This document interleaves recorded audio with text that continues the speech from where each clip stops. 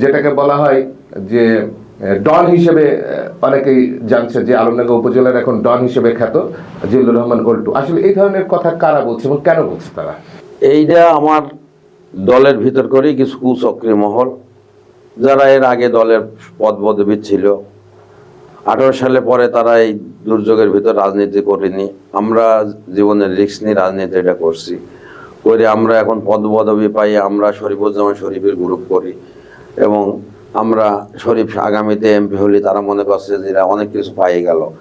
এইটা আমার ব্যক্তিগত শত্রুতা, তাছাড়া রাজনৈতিকভাবে কোনো মারামারি গন্ডগোল আমরা করার পক্ষেও নাই, কোনো অনুমতিও দেয়নি। এবং আলমডাঙ্গা শহর যত নিরাপদ আছে 5 তারিখের পরে আমার জানা মতে কোনো উপজেলা শহর এত নিরাপদ নাই। আর চাঁদাবাজির বিষয়টা হচ্ছে সম্পূর্ণ একটা মিথ্যা, একটা কুচক্রী মহল। আমার বিরুদ্ধে 3-4টে মানুষ আছে এই শহরে, আমি তাদের চিনি।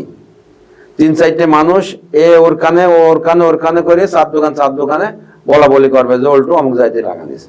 আচ্ছা, এটা একটা ফুল মিথ্যা কথা এটা। আর আপনারা যারা সাংবাদিক, আমি আরো ডিপার্টমেন্টকে বলছি, আর্মিদেরও আমার একবার জিজ্ঞাসা করেছিলাম, বলছি যে আপনারা সেই দোকানদারের কাছে যান, যাই জিজ্ঞাসা করেন চাঁদা আমি নিছি এক জায়গাতে, আপনারা শুনছেন, শুনবেন কেন, প্রুফ করেন, কিচ্ছু পাবেন না। এটা জাস্ট একটা চক্রান্ত, আমার ইজ্জতের সম্মানের হানি করার জন্য এইগুলো। এই চক্রান্ত কারা করছে? এটা আমাদের দলের মানুষই, আমাদের ভিতরে, আমার আশেপাশে বন্ধু বান্ধবের ভিতরেও আছে। আচ্ছা আচ্ছা, এটা আমাদের এন্টি দল করে, আমাদের দল করার লোকের ভিতরেও আছে, আমাদের সাথে দল করে কিন্তু আমার বিরুদ্ধে ষড়যন্ত্র করে, এরকম আছে। এটা কি শুধুমাত্র রাজনৈতিক প্রতিহিংসা? রাজনৈতিক প্রতিহিংসা, ব্যক্তিগত আছে। আচ্ছা, ব্যক্তিগত কিছু আছে যে আমি অল্টু আমার কথায় সহজ চলবে, আমি রাজনীতিতে আগাই যাব। কথাই আসছে যে এখন বর্তমানে আলমডাঙ্গা উপজেলার অঘোষিত ডন অর্থাৎ জিল্লুর রহমান অল্টু সব ধরনের বিচার আচার এবং বিভিন্ন জায়গা থেকে উনি টুপাইস খাচ্ছেন, বিভিন্ন সুবিধা নিচ্ছেন ইত্যাদি ইত্যাদি, এই ধরনের কথা কিন্তু চাউর আছে। কিন্তু এটা সম্পূর্ণ মিথ্যা কথা। আমি অন্তত 4-5 মাসের ভিতরে কোনো বিচার আচারে যাই না। কেউ আমাকে ডাকলেও আমি বলি যে সরি, আমি বিচার আচার করতে পারবো না, আপনারা থানা আছে, কোর্ট আছে, সেখানে যাই বিচার চান, তারা বিচার করে দেবে, আমরা বিচার করার কেউ না।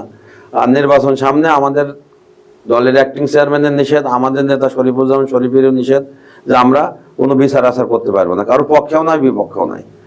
গত 5 মাসের ভিতরে আমার কোনো বিচার আছে আমি বলে মনে করি না, এবং আমি বিচার আচারের ভিতরে যাইও না।